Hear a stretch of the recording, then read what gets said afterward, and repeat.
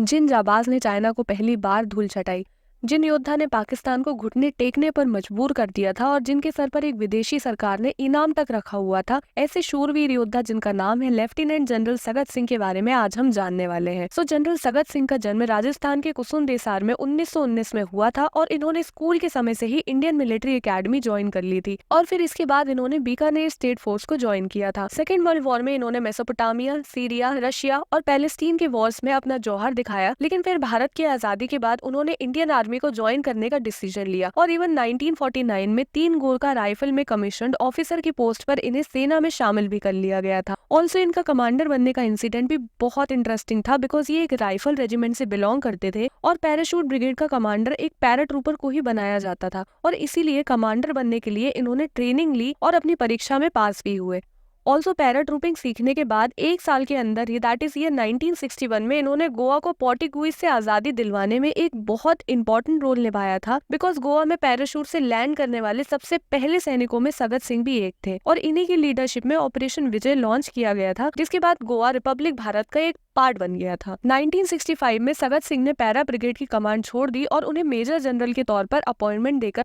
General officer 17 mountain division की command दे दी गई, जिसके बाद उन्हें चाइना की साइड से आ रही चुनौतियों का सामना करने के लिए सिक्किम में तैनात किया गया था। अब 1965 में भारत के वेस्टर्न साइड में भारत का पाकिस्तान से युद्ध तो हो ही रहा था, जिसका चाइना ने पूरा फायदा उठाया और नाथुला और जिलीपला के पास अराउंड 500 सैनिकों को तैनात कर दिया था, जो कि काफी स्ट्रेसफुल सिचुएशन थी, बिकॉज अगर चाइना का नाथुला पर कब्जा हो जाता तो वो सिक्किम के गैंगटॉक तक घुस जाता। अब चाइना ने अपने सैनिकों को तैनात करने के साथ साथ भारत को एक अल्टीमेटम दे दिया था कि वो नाथुला और जिलीपला की सीमा चौकियों को खाली कर दे, लेकिन सगत सिंह इस तरह की धमकियों को कहाँ सुनने वाले थे, क्योंकि नाथुला जो है वो काफी हाइट पर है और वहां से चाइनीज टेरिटरीज में जो कुछ भी हो रहा था उस पर नजर रखना आसान था और इसीलिए उन्होंने पूरी बॉर्डर पर तार वाली फेंसिंग करना शुरू कर दी, जिसके अगेंस्ट चाइनीज सोल्जर्स ने भारतीय सैनिकों पर फायरिंग करना स्टार्ट कर दी थी। अब वैसे तो उस समय तोप की फायरिंग का ऑर्डर देने का अधिकार सिर्फ प्रधानमंत्री का था, यहाँ तक कि सेनाध्यक्ष के पास भी ये पावर नहीं था, लेकिन जब सगत सिंह ने सारी सिचुएशन देखी और उस समय तक ऊपर से कोई ऑर्डर नहीं आया था, तो उन्होंने ही तोपों से फायरिंग का ऑर्डर दे दिया था, जिसके कारण ही चाइना को पीछे हटना पड़ा था और यही कारण है कि नाथुला आज भारत के अंडर है, नहीं तो चाइना इस पर कब का कब्जा कर चुका होता। इसके बाद 1967 में मेजर जनरल सगत सिंह को जनरल सैम मानेकशॉ ने मिजोरम में सेपरेटिस्ट से लड़ने की जिम्मेदारी दी थी, जिसको भी उन्होंने बखूबी निभाया था।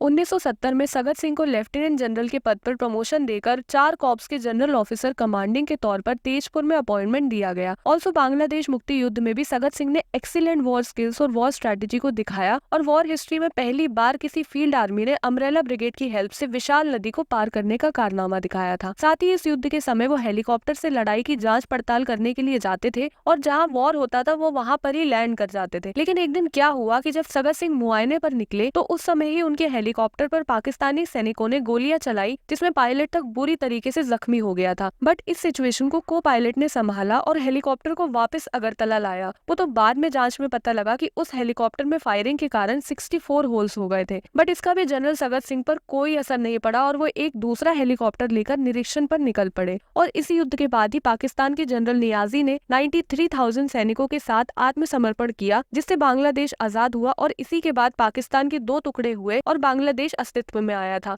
ऑल्सो जब जनरल नियाजी आत्मसमर्पण के डॉक्यूमेंट्स पर साइन कर रहे थे, तब वहां पर जनरल सगत सिंह भी मौजूद थे। देश को दी गई अपनी विशिष्ट सेवाओं के लिए सगत सिंह को भारत का तीसरा सर्वोच्च सम्मान, दैट इज पद्म भूषण और परम विशिष्ट सेवा मेडल से सम्मानित भी किया गया और उनकी 100वीं जयंती पर जयपुर के झारखंड मोड़ के पास और राजस्थान के जोधपुर में उनकी प्रतिमा का अनावरण भी किया गया। 1976 में रिटायर होने के ऑलमोस्ट 25 सालों के बाद 2001 में दिल्ली के सैनिक हॉस्पिटल में 82 वर्ष की उम्र में उन्होंने अपनी अंतिम सांसें ली थी। सो आई होप भारत के शूरवीर योद्धा जनरल सगत सिंह के बारे में दी गई जानकारी आपको पसंद आई होगी। So keep learning, keep growing.